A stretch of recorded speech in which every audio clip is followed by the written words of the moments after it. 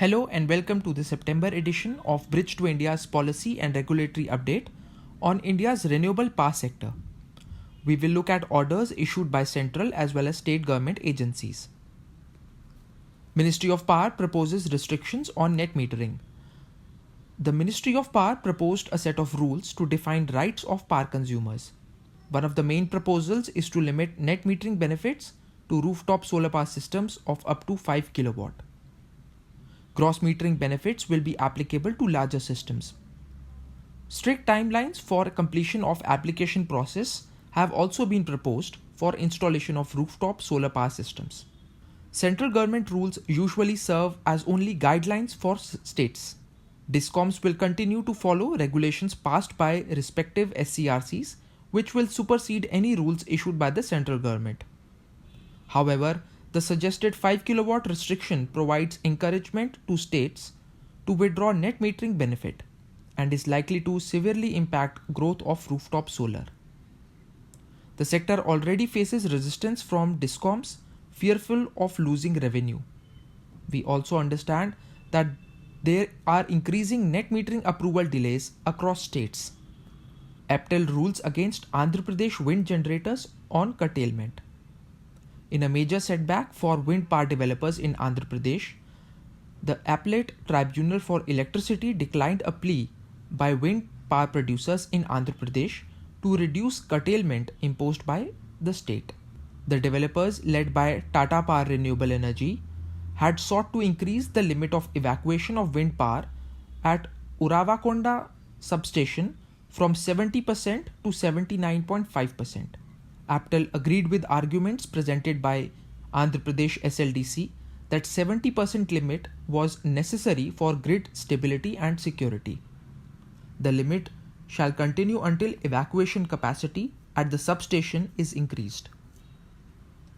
The ruling highlights unending challenges being faced by solar and wind generators in Andhra Pradesh.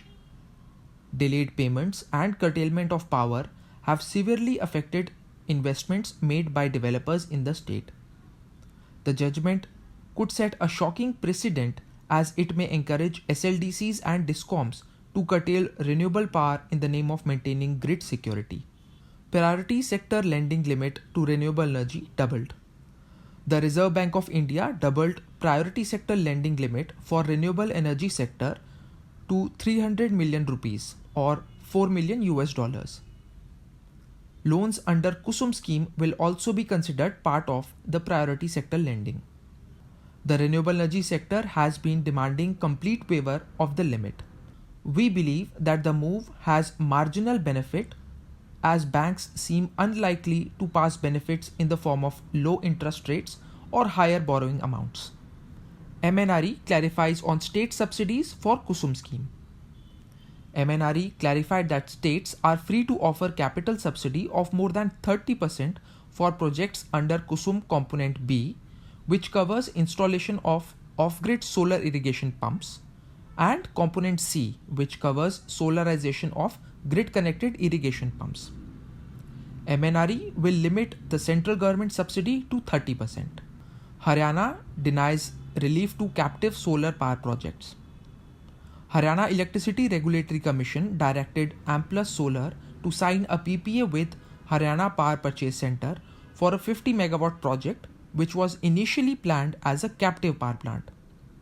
Following a dispute with state agencies regarding delay in connectivity, Amplus agreed to sell power from the project to state DISCOMs.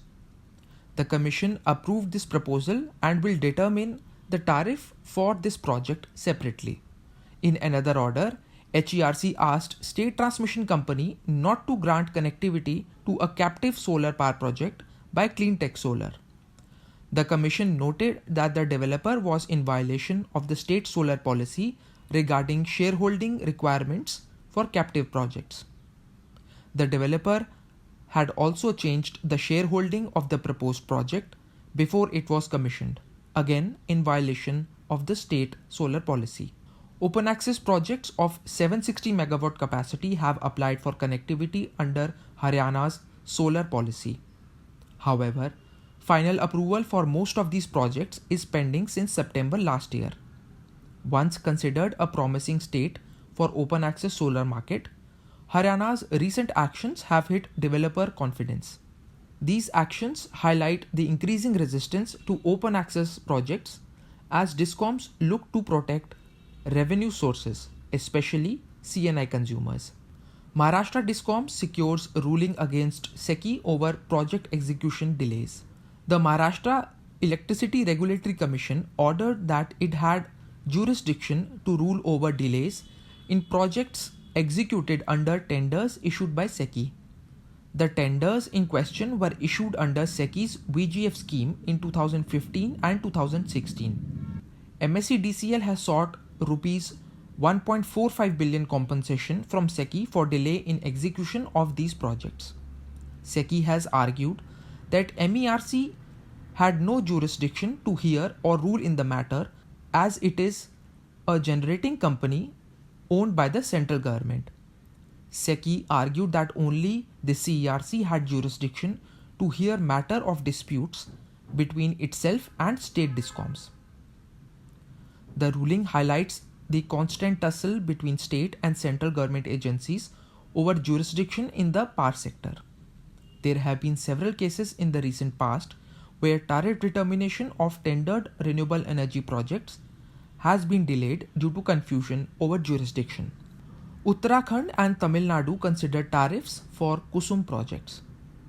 Uttarakhand regulator has approved tariffs of 2.85 to 3.48 per kilowatt hour for solar projects of up to 1 megawatt under the Kusum scheme. Tamil Nadu proposed a tariff of 2.09 per kilowatt hour for 11 kilowatt solar systems to power irrigation pumps. It also proposed an additional incentive of up to 1 rupee per kilowatt hour.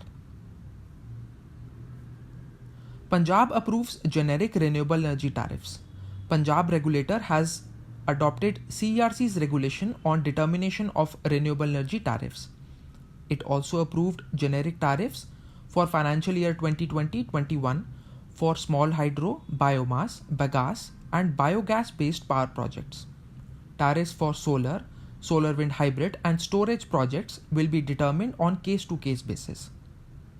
Those were the key policies and orders passed in September 2020. We hope you found this update useful. You can view all policy and regulatory information and more in real time at India RE Navigator. Please share your comments and feedback at contact@bridge2india.com. We will be back early next month with a fresh update. Thanks.